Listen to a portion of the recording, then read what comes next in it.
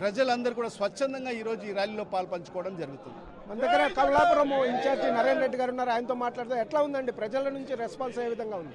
ప్రజల నుంచి స్పందన చాలా ఎక్సలెంట్గా ఉంది. మన కమలాపురం నియోజకవర్గంలో దగ్గర 60,000 పైచీలకు సంతకాలు పూర్తి కావడం జరిగింది. తెలుగుదేశం పార్టీ వాళ్ళు కావచ్చు, మిగతా పార్టీ వాళ్ళు కూడా దానిలో పాల్గొన్నారు. సో కాబట్టి ఖచ్చితంగా స్పందన చాలా బాగుంది. చంద్రబాబు నాయుడు గారు అధికారంలోకి వచ్చి అధికారంలో ఉండి 16 సంవత్సరాలు అయింది.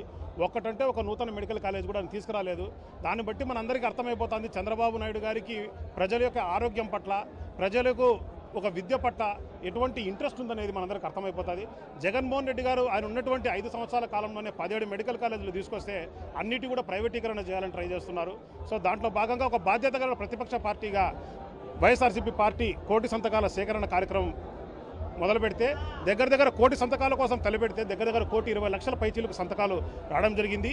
ఇవాళ మన జిల్లా కార్యాలయం నుంచి ఆ పేపర్స్ అన్నీ కూడా మన రాష్ట్ర కార్యాలయం, కేంద్ర కార్యాలయానికి పంపించడం జరుగుతుంది. వైఎస్ఆర్సీపీ పార్టీ తరపు నుంచి తెలుగుదేశం పార్టీకి ప్రధానంగా సూటి సవాల్. అంటే అంటే టెక్నాలజీ కనిపెట్టిన చంద్రబాబు నాయుడు గారు అదే సెల్ ఫోన్ను ఉపయోగించి IVRS కాల్ ద్వారా మెడికల్ కాలేజీల ప్రైవేటీకరణ మంచిదా కాదా అని అడిగే దమ్ము ధైర్యం చంద్రబాబు నాయుడు గారికి ఉందా అని చెప్పేసి వైఎస్ఆర్సీపీ పార్టీ తరపు నుంచి సూటి సవాల్. రెండోది వచ్చేసి మాట్లాడితే డబుల్ ఇంజన్ సర్కార్ అని చెప్తున్నారు. డబుల్ ఇంజన్ సర్కార్ ద్వారా ఈ రాష్ట్రానికి ఎంత డబ్బులు తీసుకొచ్చారు? ఆంధ్రుల హక్కు వైజాగ్ స్టీల్ అంటారు, దాన్ని ప్రైవేటీకరణ ఒక పక్క జరుగుతుంది. సంవత్సరానికి 1,000 కోట్ల రూపాయలు తీసుకొస్తే కేంద్రం నుంచి ఈయన దగ్గర డబ్బులు లేవు, నేను బీకారిని అంటున్నాడు. సరే డబుల్ ఇంజన్ సర్కార్ అంటున్నాడు. కేంద్రం దగ్గర నుంచి 1,000 కోట్ల రూపాయలు తీసుకురాలేకపోయినాడా? ఈ డబుల్ ఇంజన్ సర్కార్ అని చెప్తూ ఈ రాష్ట్రానికి మరింత ట్రబుల్ తీసుకొస్తారు తప్ప ఎటువంటి డబ్బులు తీసుకొని రావడం లేదు. తెచ్చిన డబ్బులంతా మొక్కడానికి సరిపోతుందని చెప్పి తెలియజేసుకుంటూ, సో ఖచ్చితంగా ప్రజల నుంచి బ్రహ్మాండమైన స్పందన ఉంది. సో కాబట్టి ఈరోజు ఈ కార్యక్రమంలో కూడా వేలాది మంది కార్యకర్తలు కావచ్చు, లీడర్లు కావచ్చు పాల్గొంటున్నారు.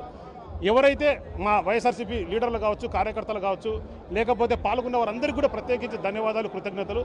వారి కృషి లేనిదే 2 నెలల్లో అక్టోబర్ 10వ తారీఖు స్టార్ట్ చేసినటువంటి కార్యక్రమం దగ్గర కోటి సంతకాలు పైన సేకరించడం అంటే వారి గొప్పతనం చాలా ఉందని చెప్పి తెలియజేసుకుంటూ వారందరికీ కూడా ధన్యవాదాలు. కార్యక్రమం పాల్గొన్న వారందరూ ధన్యవాదాలు. పెద్ద ఎత్తున ప్రజలు, కార్యకర్తలు కూడా పాల్గొంటున్నటువంటి పరిస్థితి ఉంది.